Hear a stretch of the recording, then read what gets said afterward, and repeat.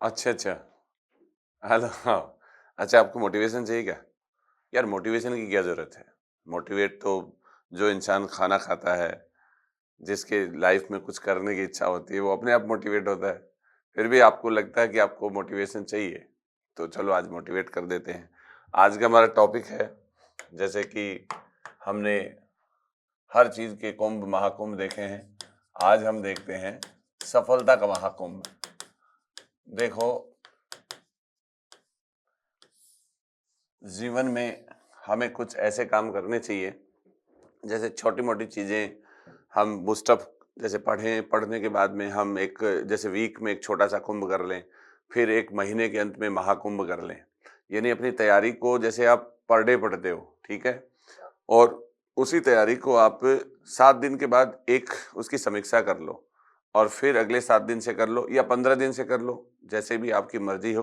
पर मेरा ये मानना है 7 दिन से करना ज़्यादा ठीक रहेगा।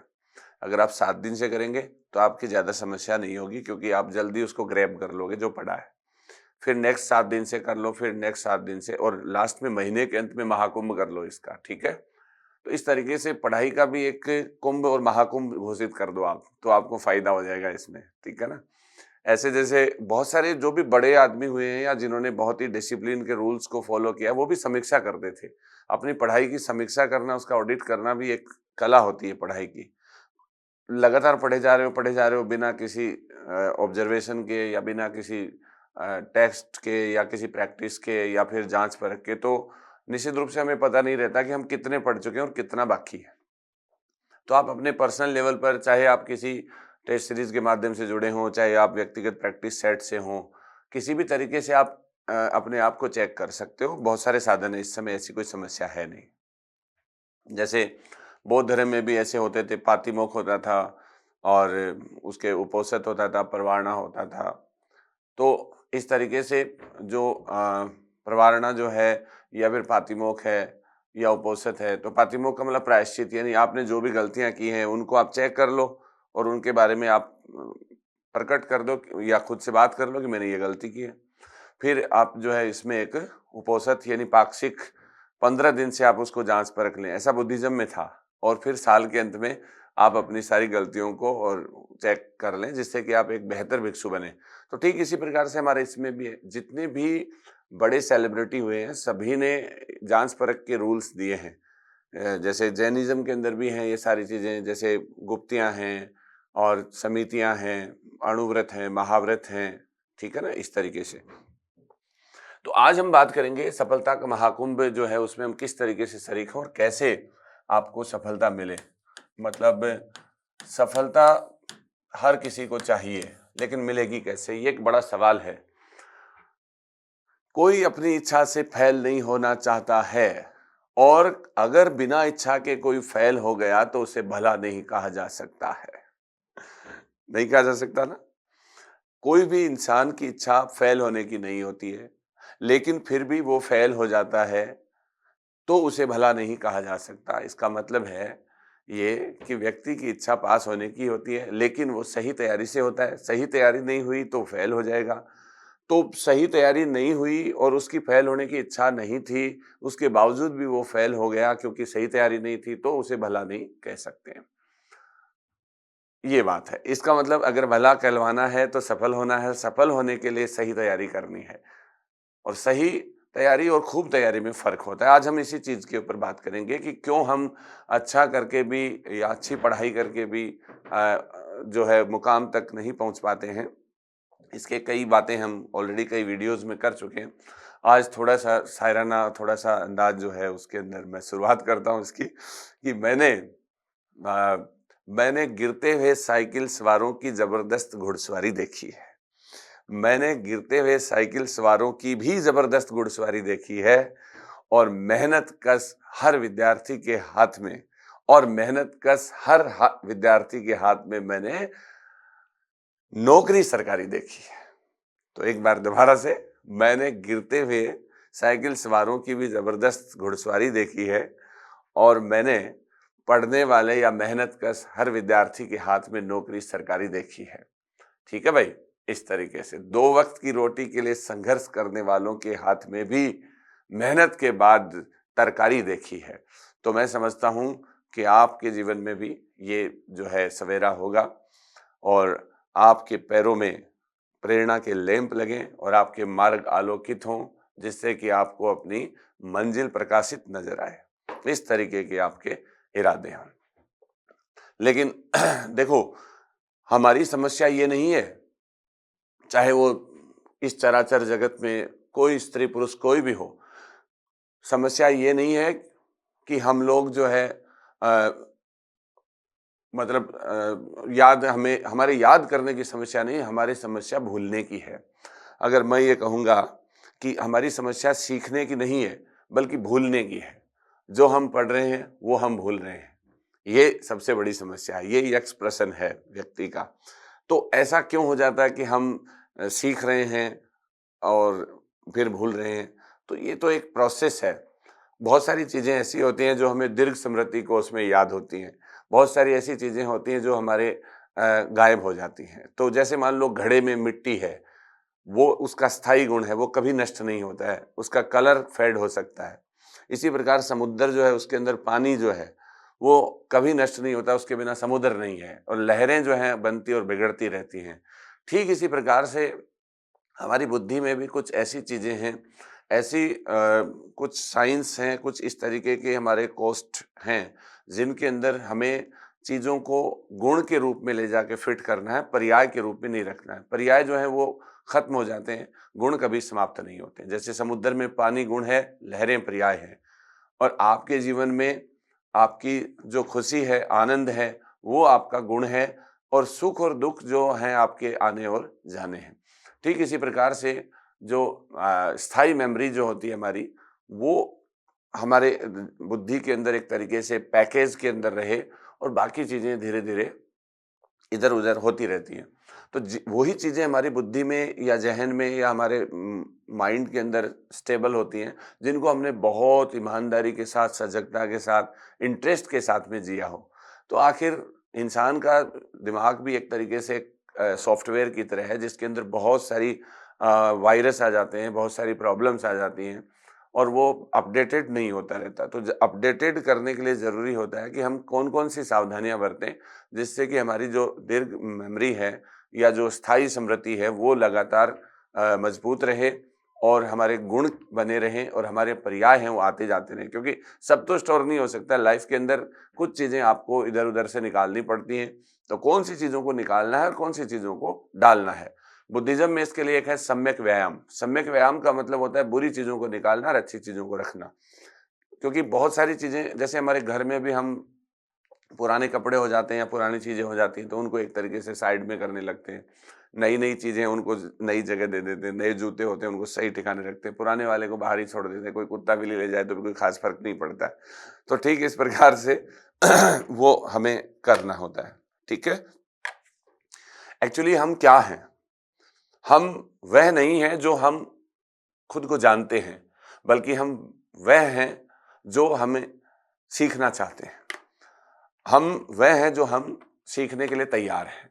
हम वो नहीं हैं जो हम खुद को जानते हैं। अर्थात आप जैसे अपने आप को जानते हो और अज़्यूम कर लेते हो कि मैं तो ऐसा हूँ। नहीं, आप कितना सीखने के लिए तैयार हो, वो हो आप। तो आप सीखने के लिए तैयार हो और आप अच्छे लोगों के साथ मिलें। अच्छे लोग कौन होते हैं? अच्छे लोग वो होते हैं जो अपनी असफलता से सीखते हुए ज्ञान प्राप्ति करते हैं। यानी असफलता से सफलता की ओर जाते हैं, अभाव से भाव की ओर जाते हैं, अज्ञान से ज्ञान की ओर जाते हैं, दुःख से सुख की ओर जाते हैं,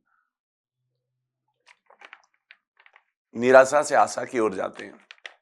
तो हमारे सभी धर्मशास्त्रों में और हमारे अच्छे स्क्रिप्चर्स में सभी में लिखा हुआ है अंधकार से प्रकाश की ओर। तो यही वो चीज़ें हैं जो इंसान को फ़र्क देती हैं। आज हम इसमें कुछ देखेंगे कि सफलता आखिर किसको मिलती है। सफलता उसको मिलती है जो समय देता है। सफलता उसको मिलती है जो समय देता है। तो मैं कहूँगा सफलता उसकी होती है जो सफलता उसकी होती है जो उस समय पढ़ रहा होता है। सफलता उसकी होती है जो उस समय पढ़ रहा होता है जब दुनिया सो रही होती है। सफलता उसकी होती है जो उस समय पढ़ रहा होता है जब दुनिया सो रही होती है। ठीक है? और बुढ़ापा उसका सुंदर होता है जिसकी परेशान जवानी होती है। तो सीधी-सी बात है, जवानी को थोड़ा-सा परेशान करो, तो आपका एक बेहतरीन बुढ़ापा आपका इंतज़ार करेगा, अन्यथा बुढ़ापे को कोसोगे और फिर जवानी को उलाहना दोगे। तो जवानी के अंदर हम सब कर सकते हैं, कैपेसिटी में होते हैं, क्योंकि हम मोस्टली जिस पुरुषार्थ की बात करते हैं वो हमारा मोक्ष है। मोक्ष का मतलब नौकरी है, और नौकरी प्राप्त करने का बेहतरीन रास्ता है वो ज्ञान है। ज्ञान अगर सही होगा तो मोक्ष मिलेगा। मोक्ष का मतलब नौकरी, नौकरी का मतलब जन्म मरण से छुटकारा। अरे जन्म मरण का मतलब ये हुआ कि नौकरी लग गई तो फेल नहीं होंगे, फेल होने का मतलब मरना है, और दोबारा फार्म भरने का मतलब जन्मना है। तो फेल हो गए, फिर फार्म भर दिया तो दोबारा पैदा हो गए। और अगर इससे छुटकारा प्राप्त करना है तो सही ढंग से पढ़ाई करो, और सही ढंग से पढ़ाई करोगे तो मोक्ष मिलेगा। ज्ञान से मोक्ष मिला, अज्ञान से बंधन होगा। बंधन का मतलब फेल होना, फार्म भरना, यानी जन्म मरण के चक्कर में पड़ना और दुख भोगना। लोग पूछेंगे क्या कर रहे हो, अंदर से इमोशन जागेंगे, और इमोशन जागेंगे तो आपको दुख होगा। समझ गए? तो इस तरीके से आपका एक लाइफ जो है वो बिल्कुल एनर्जाइज और एंटरटेनिंग भी होना चाहिए। तो आज हम इसमें थोड़ी-थोड़ी कुछ बातें देख लेते हैं, इस महाकुंभ के अंदर हम किस तरीके से अपनी सफलता का परचम इस कलश के ऊपर लगा दें, जिससे कि आपको सफलता मिल जाए। ठीक है? तो सबसे बड़ी बात इसमें जो बच्चे जनरली करते हैं, वो एक तो ये है कि उनका खुद पे भरोसा नहीं होता है। ये बहुत इंपॉर्टेंट चीज है। Believe in yourself. खुद पे भरोसा करो। खुद पे भरोसा आप तब कर पाओगे जब आप कर्तव्य पथ पे आगे बढ़ जाओगे।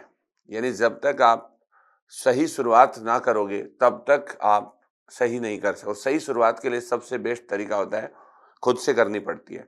कोई भी तैराक है, उसको कितनी ट्रेनिंग दे दो, पानी में उसको डालोगे और वो तैरना सीखेगा तभी वो तैरेगा। साइकिल सवार या कोई भी मोटरसाइकिल या गाड़ियों को आप वीडियो गेम्स से नहीं सीख सकते हो, उनको आपको करके देखना पड़ेगा। जो भी समस्या आपके सामने है उसका मुकाबला करो, और उसके ऊपर तुरंत अविलंब कार्य, कल पे कुछ भी मत टालो, आज ही शुरू करो, अभी करो, तुरंत इसी स्टेशन से। और अभी करोगे तो अच्छी शुरुआत करोगे तो well begun is half done, यानी अच्छी शुरुआत आधा कार्य हो जाता है। तो खुद में भरोसा करना बहुत जरूरी होता है। तेरा होने लगा हूं के बजाय खुद के हो जाओ। दूसरों में रब देखने के बजाय खुद में रब देखना शुरू कर दो। मुझ में रब दिखता है। अहम ब्रह्मास्मि का भाव जो है, अर्थात मैं ही ब्रह्म हूँ। ब्रह्म का मतलब यहाँ पर तत्व ज्ञान है। तो आपको ज्ञान होना चाहिए, आप ही ज्ञानी हैं।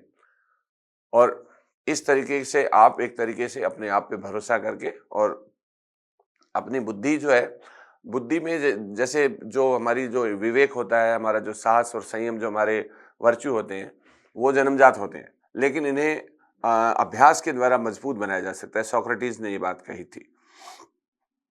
तो इस तरीके से आप धीरे-धीरे अपने लेवल को बढ़ाते जाओगे, और 1 दिन, 2 दिन, 3 दिन, 5 दिन बाद में ऑटोमेटिक आपको कॉन्फिडेंस आ जाएगा। जब तक आप चीज़ों को खुद से करके नहीं देखोगे, खुद पे इम्प्लीमेंट नहीं करोगे, केवल इनपुट लोगे, तो फिर आगे आप बढ़िया ढंग से कभी नहीं कर सकते हो। और इसमें आप तब तब तक दूसरे लोगों पे भरोसा करते रहोगे जब तक आप उस पर्टिकुलर जो काम है उसका हिस्सा नहीं बनोगे। आप दूर से दूसरे तैराक अच्छे लगेंगे, दूर से दूसरे धावक अच्छे लगेंगे, दूसरे मोटिवेटर अच्छे लगेंगे, पढ़ने वाले लोग अच्छे लगेंगे, और आप उनकी प्रशंसा कर सकते हो। लेकिन आप उस उससे हासिल नहीं कर सकते हो। हासिल आप तभी कर पाओगे जब आप उसका हिस्सा बनोगे, और वो करते ही आप खुद पे भरोसा करने लग जाओगे, और दूसरों से ज़्यादा खुद के ऊपर बिलीव करते ही आप जो है, आपकी याददाश्त, आपका कॉन्फिडेंस, आपके नेगेटिविटी और सारी जो आपकी नकारात्मकताएं हैं वो समाप्त हो जाएंगी। और इसीलिए फ्रांसिस बेकन ने एक बात कही थी कि चतुर लोग जो होते हैं वो अ, अध्ययन को कंडेम करते हैं, अर्थात उसकी वो बुराई करते हैं। और सामान्य लोग या सरल लोग जो है अध्ययन की प्रशंसा करते हैं। और बुद्धिमान लोग वो होते हैं जो अध्ययन से सीखते हैं, ऑब्जर्व करते हैं और अपने जीवन में उसे उतारते हैं। तो आप सीखो, अपने जीवन में उतारो, और उसे काम में लेते हुए कर्तव्य पथ पे आगे बढ़ो। तो इस तरीके से आप उसका हिस्सा बनोगे तो ही आपको उसमें आनंद आएगा, तभी आप में इस भरोसा होगा। अन्यथा आप दूसरों की बड़ाई करते रहोगे, दूसरों की तालियां बजाते रहोगे, दूसरों से पल पल इंस्पायर होते रहोगे, जब तक आप जितने ज़्यादा लोगों से इंस्पायर होते रहोगे, इसका मतलब है आपके अंदर खोट है। आपका खोट तभी शुद्धता में बदलेगा जब आप खुद से उसके अंदर तपेंगे, तब के आप जो है मजबूत बनेंगे। तो वो वाली बात है। तो इसमें आपको खुद को इन्वेस्ट करना पड़ेगा। ये एक सबसे बड़ी बात है इसके अंदर।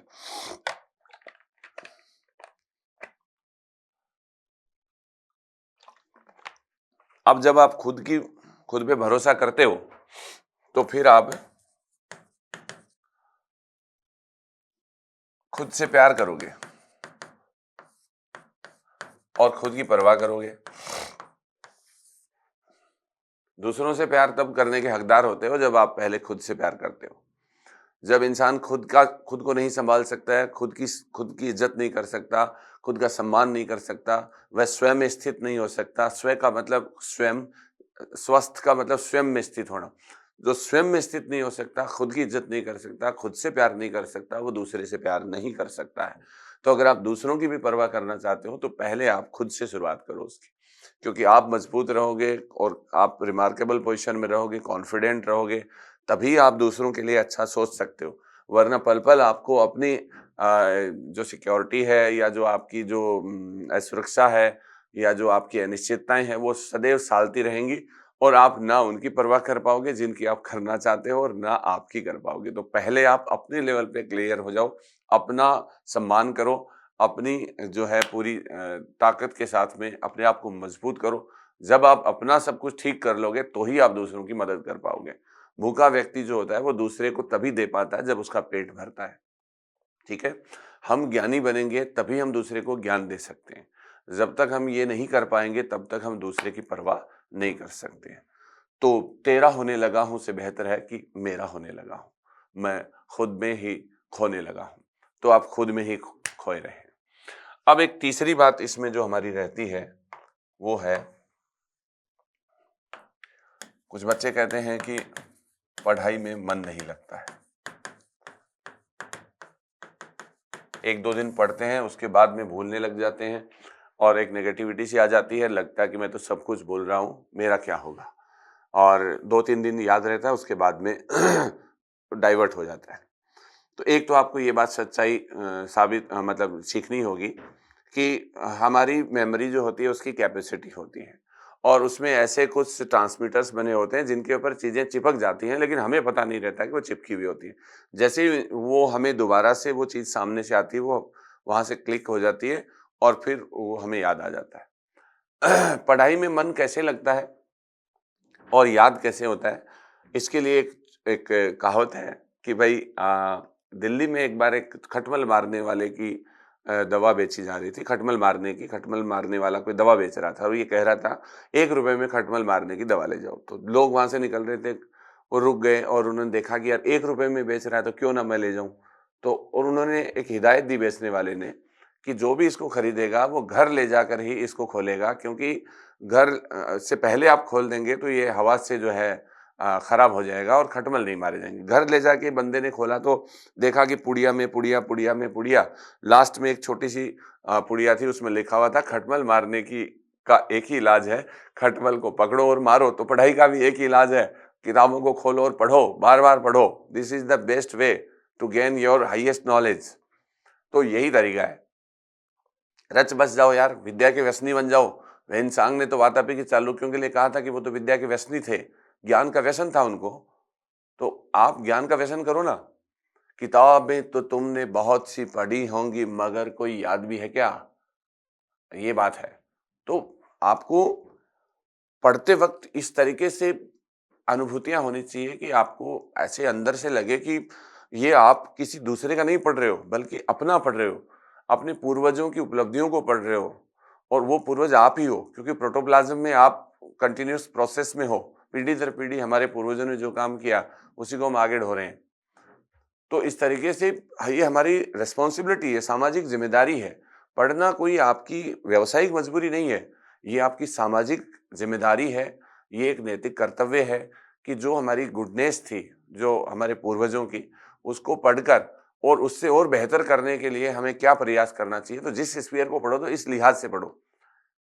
ज्ञानी व्यक्ति बनता है, तो वह एक उपयोगी मानव संसाधन बनता है, जो ना केवल एक व्यावसायिक तौर से बल्कि एक सामाजिक और नैतिक तौर से भी समाज का एक मजबूत पार्ट होता है। तो जो भी हमारी कुछ अच्छाइयाँ हैं, उन्हें तर्क के आधार पर आप आगे बढ़ाओ, जो बुराइयाँ हैं उनको आप समित कर दो। तो पढ़ाई को एक पैशन के तौर पे पढ़ना चाहिए, एक एक आपकी मजबूरी नहीं है ये, बल्कि आपको बेहतर मानव संसाधन, बेहतरीन वोकैब्युलरी सब कुछ देती है और ये चीज़ें आपको शौक से पढ़नी चाहिए, इनको उपन्यास की तरह पढ़ो। तो पढ़ाई में मन लगेगा पढ़ने से। एक ही तरीका है, जिस भी चीज़ से समस्या है, उस समस्या का निदान समस्या में घुसकर ही होगा। तो पढ़ाई में मन केवल पढ़ने से ही लगेगा और अगर आप 2, 4, 5, 10 दिन ईमानदारी से पढ़ोगे और खाना खाना भूल जाओगे, जिस दिन समझ लेना कि तुम्हारा याद होना शुरू हो गया है। तुम्हें याद नहीं रहे कि तुमने खाना खाया या नहीं, तुम आज नहाए या नहीं, तुम किससे मिले, तुम जितने जितने भी जो आपके जो हर्डल्स हैं, जो आपके ऐसे इंडिकेटर्स हैं जो आपको डिस्टर्ब करते हैं, वो धीरे-धीरे वॉश आउट होते चले जाएँगे। यहाँ पढ़ना गुण है और उसके बाद में इधर-उधर की बातें जो हैं, वो क्या कह रहा है, वो क्या सुन रहा है, वो क्या बोल रहा है, वो मेरे बारे में क्या सोच रहा है, वो मेरे स्टेटस पे क्या रिएक्शन दे रहा है। इन सब चीज़ों के लिए आपके पास में कोई वक़्त नहीं रहेगा अगर आप ईमानदारी से पढ़ना शुरू कर दोगे तो। वरना आप एक-एक नोटिफ़िकेशन चेक करोगे, स्टेटस चेक करोगे, अपने रिएक्शन, एक्शन चेक करोगे, किस-किस ने मेरे स्टेटस को देखा है, मेरी कौन परवाह कर रहा है, क्यों नहीं। भाई क्यों परवाह करे कोई आपकी? आप अपनी परवाह खुद ही नहीं कर रहे हो। आप दूसरों के बारे में ये सोच रहे हो कि लोग मेरे बारे में क्या सोच रहे हैं। अब लोग आपके बारे में क्या सोच रहे हैं, ये बात भी आप सोच रहे हो, तो ये गड़बड़ है। तो इसलिए आप केवल अपने बारे में सोचें और अपना भला जो है वो केवल पढ़ाई करने में होता है। तो पढ़ने से पढ़ाई आती है, सीधी-सी बात है। पढ़ाई में मन तभी लगेगा जब आप पढ़ाई में अच्छे ढंग से डूब जाएँगे। अच्छे ढंग से हम किसी चीज़ में होते हैं तो काम का मज़ा भी आता है। कुछ चीज़ें हमें बाधा तब तक लगती हैं जब तक हम उसमें सही ढंग से इन्वॉल्व नहीं होते हैं। सही ढंग से इन्वॉल्व हो गए तो डेफ़िनेटली आपका ये अच्छा जो है पढ़ाई के अंदर मन लगेगा। अब एक सवाल ये रहता है,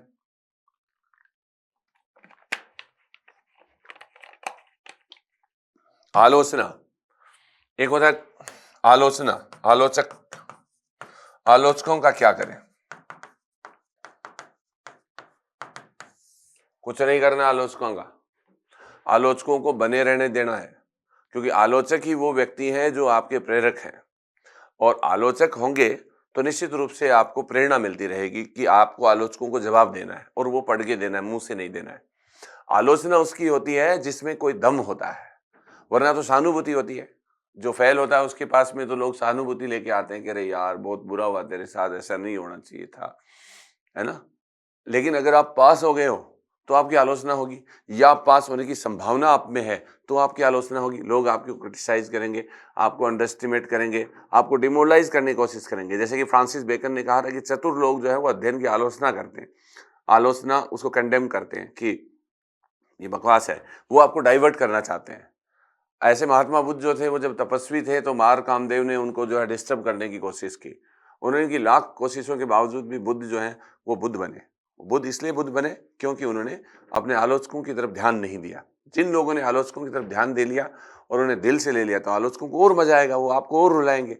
ये दुनिया हंसने वालों के साथ होती है फाइनली, रोने वालों के साथ नहीं। और दुनिया आपके रोने से खुद का प्लेजर ढूंढती है। आप रोओगे तो उनको मजा आएगा, तो आप हंसो, चाहे आपको हंसी ना आ रही है आप हंसो। ये भी स्टांस होता है। किसी को डिमोरलाइज करना है, ध्वस्त करना है, आप आलोचकों को जवाब देना चाहते हो ना प्रैक्टिकली, तो आप मजबूत बन के हंसो। अगर आपको अंदर से रोना भी आ रहा है तो आप हंस के दिखाओ उनको। आपकी हंसी, आपकी मुस्कुराहट, आपकी मंद मंद मुस्कान ही उनका जवाब होगी और फिर फाइनल जवाब तो आपका एग्जाम होगी।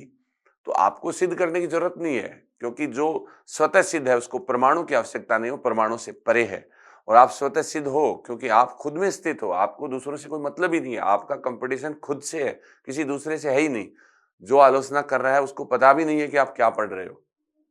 ऐसे जिस तरीके से अब एक हाथी जो होता है उसकी बहुत लंबी गर्भावधि होती है, तो उसके बाद में उसके हाथी पैदा होता है। अगर लंबी तैयारी में टाइम लग भी गया और आपको एग्जाम्स में थोड़ा डिले हो भी रहा है और दूसरे लोग आपको कह रहे हैं इतने दिन आप क्या कर रहे हो, तो उनको ये बोलो कि चूहे की गर्भावधि बड़ी छोटी होती है और उनके चूहे ही पैदा होते हैं और जिसकी तैयारी बड़ी होती है उसके हाथी पैदा होते हैं। तो हाथी वाली बात है। तो इस तरीके से जो चीज़ जितना समय लेती है और वो पकने के बाद में उसका आनंद भी उतना ही अच्छा है। तो आलोचकों को आप कदापि ना है महावीर स्वामी, महात्मा बुद्ध या मोहम्मद साहब या जो भी लोग ईसा मसीह हुए बड़े-बड़े, सबको वो बनने में उनके आलोचकों ने भी आगे बढ़ाया था और उन्हें और प्रेरणा मिली थी। लेकिन वो झुके नहीं, झुकने का नहीं। वो आगे बढ़े और वो बुद्ध बने, ईसा मसीह बने, पैगंबर बने और वो अपने दृढ़ इच्छा शक्ति से बने और उन्हें कोई बहुत बड़े लवाजमे की जरूरत नहीं थी, वो अकेले ही बन गए। तो इसमें कोई बड़ी संख्या बल का महत्व नहीं है। गांधी जी ने कहा था कि सत्याग्रही एक ही 1000 पे भारी पड़ता है। सत्याग्रही कभी भी आलोचनाओं से, हिंसा से डाइवर्ट नहीं होता है और कभी उसको हिंसा डाइवर्ट नहीं कर सकती। गांधी ने तो यहाँ भी कहा कि हिंसक अगर कोई व्यक्ति आपके खिलाफ वायलेंस करता है या आपको पीटता है तो उसे डरने का नहीं है, उससे आपकी आत्मा शुद्ध होगी, विरोधी की आत्मा भी एक न एक दिन शुद्ध होगी कि आपने गलत आदमी को सही आदमी को गलत ठहराने का दुस्साहस किया था और उसे एहसास होगा कि जिसको वो आज तक गलत ठहरा था वो सही है और जिसे वो सही मान रहा था वो गलत है। तो ये सब चलता रहता है। अब कुछ एक बच्चे ऐसे होते हैं जिनका एक, तो ठीक है आलोचकों को रहने दो और उनके मजे लो, नहीं ले सकते तो इग्नोर करो, चुप रहो। चुप रहना बहुत बड़ा सवाल खड़ा कर देता उनके चेहरे में कि आखिर ये चुप क्यों है, तो वो टेंशन में आ जाएगा। एक ही है, एक क्या करें, वर्तमान के साथ रहो, वर्तमान में जीना है। बहुत सारे लोग अपने अतीत को कोसते हैं कि यार मैंने ये किया, उसमें मैं इतना कर रहा था, इतना किया और मेरे पॉइंट से रह गया, मैं इससे रह गया, और जिंदगी भर उस पॉइंट के ऊपर पॉइंट से आगे नहीं बढ़ते हैं। तो पॉइंट से आगे और भी चीजें, भाई उनसे आगे आ जाओ, आप छोड़ दो उन सब चीजों को। पता नहीं उस समय तो क्या हो गया था, उस समय तो मान लो आप पॉइंट से रहे, हो सकता बुरा दिन होता तो आप मर भी सकते थे, आप जिंदा हो ना। तो आप भगवान का शुक्र अदा करो, जो आपके पास में है उसका धन्यवाद ज्ञापित करो। आप जो नहीं है उसका अफसोस करने की आवश्यकता नहीं है। तो पॉजिटिविटी यही होती है कि जिसके साथ हम हैं, जहां हम हैं और जिस स्थिति में हम हैं उसका हम सम्मान करें और अब हम और ज्यादा बेटर क्या कर सकते हैं ये हमें करना चाहिए। जो नहीं है वो कभी नहीं आ सकता। वर्तमान में ही सब कुछ जीवन चलता है। अब भविष्य और अतीत वास्तव में कुछ होते ही नहीं है, क्योंकि जो हमने अतीत में किया था वो भी हमने उस समय वर्तमान में किया था। अब वो अतीत दोबारा से कभी वर्तमान नहीं बन सकता और जो हम भविष्य में करने जाएंगे वो कभी भविष्य होता ही नहीं है, क्योंकि वो भी उस समय वर्तमान हो जाएगा। तो वर्तमान की कदर करना सीखो। हमेशा व्यक्ति वर्तमान में ही होता है, अतीत और भविष्य कुछ नहीं है, ये केवल व्यवहारिक काल है, परमार्थिक काल नहीं है। मतलब जो एक रियल काल है या समय है वो केवल वर्तमान होता है। जो आपने भूत में किया वो भी वर्तमान था, जो आप भविष्य में करोगे वो भी वर्तमान ही हो जाएगा जब करोगे। तो वर्तमान को बड़ा करो, वर्तमान को छोटा ना करके अतीत और भविष्य पे ज्यादा एम्फसाइज करने की आवश्यकता नहीं है। अतीत को कोसने की जरूरत नहीं है और भविष्य के प्रति चिंतित होने की कोई ज्यादा जरूरत नहीं है। अगर आप अच्छा करोगे, कर्तव्य पथ में अच्छा चलोगे, तो निसंदेह आपको बढ़िया परिणाम मिलेंगे। और परिणामों की अपेक्षा के साथ आप करोगे तो परिणाम का भी एक प्रेशर आप पे रहेगा, जिससे आप अच्छा नहीं कर पाओगे और फिर आप कर्तव्यों से पलायन कर जाओगे। तो आपको निष्काम कर्म योग से के भाव से आपको काम करना है और परिणाम निरपेक्ष होकर आपको कर्तव्य करना है। तो गीता जो हमारे नीति शास्त्र का सर्वोच्च ग्रंथ है, उसने हमें कितनी बड़ी शिक्षा दी है कि इस तरीके से हम जो है एक बेहतरीन काम कर सकते हैं। ठीक है, ये बात है।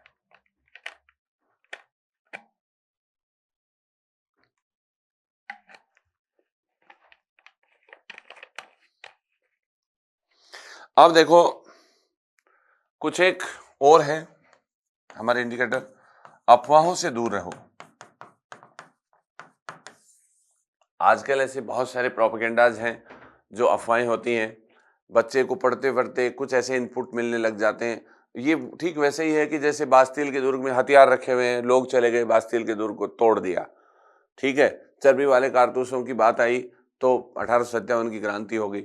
ठीक है, तो ठीक इसी प्रकार से लाइफ में जो ऐसे ऐसे रूमर्स जो चलते रहते हैं वो एक बच्चे को क्रांति की तरफ प्रिविलेंट कर देते हैं। और वो आपको बास्तिल नहीं बनना है, मतलब आस्तील का दुर्ग नहीं बनना है कि आपको टूटना नहीं है। तो अफ़वाहों से सावधान रहें और एक हमेशा सकारात्मकता के साथ रहें। अब अफ़वाहों से दूर कैसे रहें ये भी एक प्रश्न है, क्योंकि जब मल्टीमीडिया आप यूज़ करते हो तो कैसे करो? तो देखो, मैंने बताया कि ज़िंदगी में 2 तरह की चीज़ें होती हैं, एक होता है गुण, एक होता है पर्याय। गुण हमेशा आपके स्थायी होते हैं, पर्याय बदलते रहते हैं। तो जो मल्टीमीडिया के जो मैसेजेज़ हैं, जो ऑथेंटिक नहीं हैं और इधर से उधर फॉरवर्ड किए जाते हैं, वो आपके पर्याय हैं। और पर्याय जैसे कि घड़े का रंग बदलता है, ठीक इसी प्रकार से चीज़ें बदलती रहती हैं। तो जो चीज़ें स्थायी नहीं है, बदलती रहती हैं, उनके ऊपर ज़्यादा आपको फ़ोकस करने की ज़रूरत नहीं, क्योंकि पढ़ते वक़्त आपको गुणों का सहारा लेना पड़ेगा।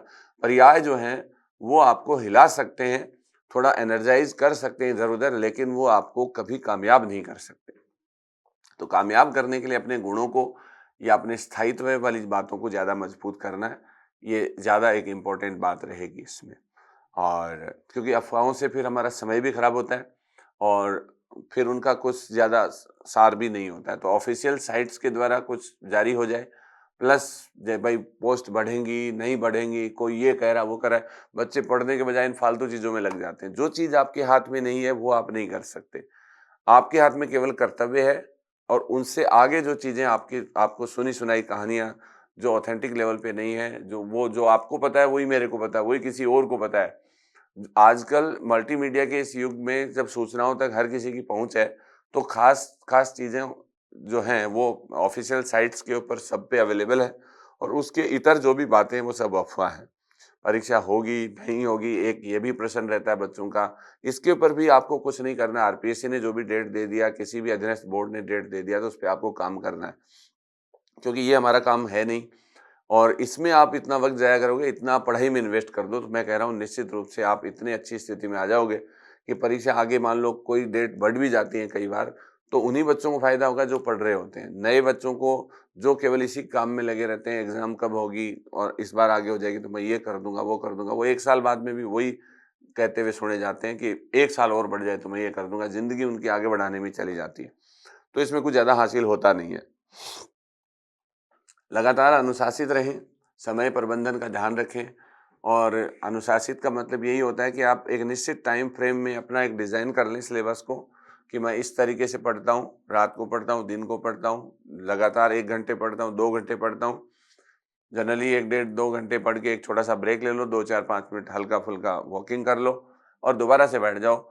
थोड़ा बोर हो रहे हो, सब्जेक्ट को बदल सकते हो, कोई बड़ी बात नहीं है। ज जो रुचि में आपको थोड़ा ठीक लगे, यानी बॉडी खुद ही आपको बता देगी कि इस समय आप बोर हैं और इस चीज़ को आप एक्सेस नहीं कर पा रहे हैं, तो वहाँ ज़बरदस्ती नहीं करें, आप उसको साइड में कर दें, दूसरी चीज़ को उठा लें, या थोड़ा-सा मूड चेंज करने के लिए हल्का-सा म्यूज़िक सुन लें, 2-4 गॉसिप कर लें, फ़ोन भी लगा के 1-2 चुगली ठोक दें, चलेगा काम। क्योंकि ज़िंदगी में कोई चीज़ अल्टीमेट नहीं है, कोई आइडियल नहीं है, कुछ भी नहीं है। सब व्यक्तिनिष्ठ है, वस्तुनिष्ठ कुछ भी नहीं होता है। एक बच्चा जो होता है उसकी परिस्थितियाँ, उसका माइंडसेट, उसके इमोशंस सब अलग-अलग होते हैं। बस एक कॉमन चीज़ सब में होती है कि बुद्धि सब में होती है, अनुशासन सब में होना चाहिए और चेतना सब में होनी चाहिए। अपने भविष्य को एक शानदार बनाना है और चमत्कारिक लेवल पर आपको काम करना है, जिससे कि आप भीड़ में ना जाएँ और आप भीड़ का हिस्सा ना बने, वरना आप भीड़ में तालियाँ बजाते रहेंगे। आप नए-नए ट्रेंड्स को फ़ॉलो करते रहेंगे। आप ट्रेंड को सेट करो, खुद के लिए तालियाँ बजवाओ, और जिनको आप लाइक करते हो, उनको भी धीरे-धीरे आपको पता चल जाएगा कि वो भी आप जैसे ही लोग हैं, कोई ईश्वर नहीं है, कोई भगवान नहीं है, सबको बराबर समय मिला, और उस बराबर समय में जिसने अपना 100% ईमानदारी से जितना वो दे सकता था, खड़ा हुआ, बैठा हुआ, पड़ा हुआ, सोया हुआ, कहीं भी, हमाम में या फिर किसी भी अश्व-पीठ पर, चाहे जहाँ भी वो बैठा रहे। नेपोलियन तो अपनी माँ को बोलता था कि मैं तो माँ घोड़े पे ही सो लेता हूँ, समय ही नहीं मिलता है मेरे को। तो वो 2-4 घंटे की नींद लेता था, वो भी घोड़े पे सोता था, तभी वो नेपोलियन बोनापार्ट बना था। तो इस तरीके से वो सारी चीज़ें जो आप एक स्प्लेंडिड किसी व्यक्ति का करियर देखते हो, तो उसके पीछे उसके काँटों भरा सफ़र भी होता है, जो कोई नहीं देखता है। तो सफलता किसी को बहुत आसानी से नहीं मिलती है। सफल होने वाला कोई भी व्यक्ति आसान तरीके से सफलता प्राप्त नहीं कर सकता है। उसको पढ़ना ही पड़ता है। वो डिले आप चाहे 10 साल पर ले जाओ और चाहे आप 1 साल में कर लो, सब आपके हाथ में है, 5 महीने में भी कर लो। काम आपको करना है, उस लेवल से पढ़ना है, वो लेवल जिस दिन आपका हो जाएगा, उस दिन आपका कल्याण हो जाएगा।